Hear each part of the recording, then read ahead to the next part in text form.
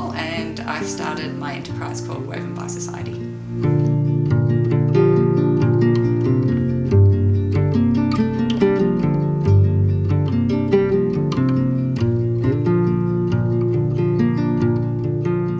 I had a stall where I had some of the products that I'd made available, and some of my fabrics, and also some workshop flyers, and it was a great opportunity to meet other women doing similar things.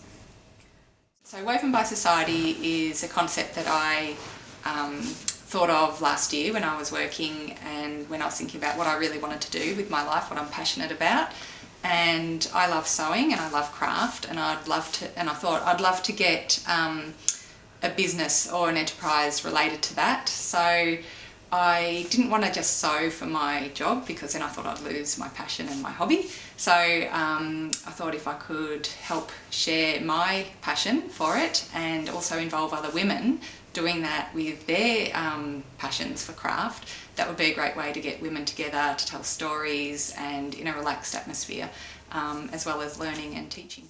Everyone has got a story. That's part of their life and who they are now, so it is actually important. And so part of my website that I'm developing is storytelling, and it's got my diary, so it's telling people a little bit about my life as well as and how I got to where I am now. The idea for the workshops would be that, say for example, if we're making a bag, that people get to choose their fabric that they want, because that's something that I love doing. Everyone has a different attraction to a different fabric for a different reason, and that's a story in itself, I think.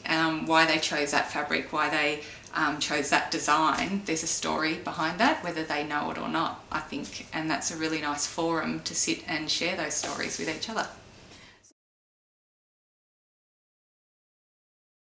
I think it's an environment where you can be creative, and it's quite empowering, I find, to create something and have a space where you've just got that freedom to do it, where no one's telling you, oh, it should be this way or it should be that way. You can get guidance, but it's very different from, say, in a workplace where you might have to follow a certain protocol.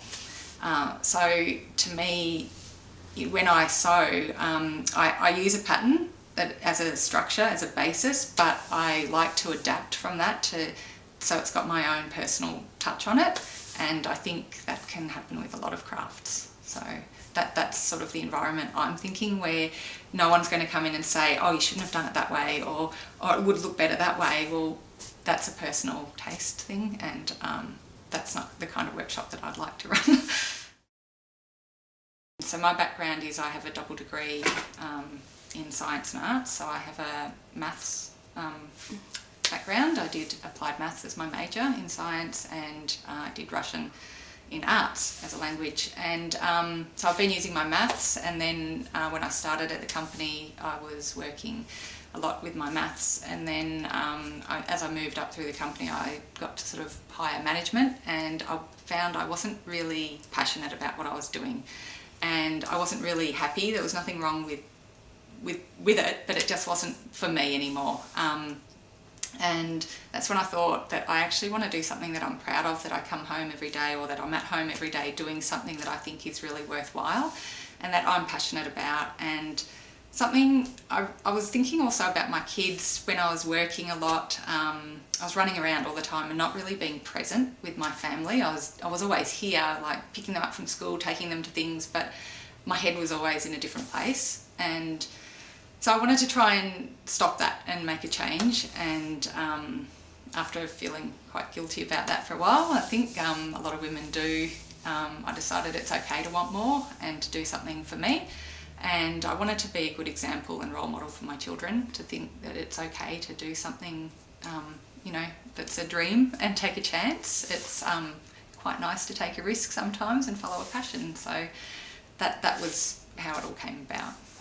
I guess I got brave and made the jump.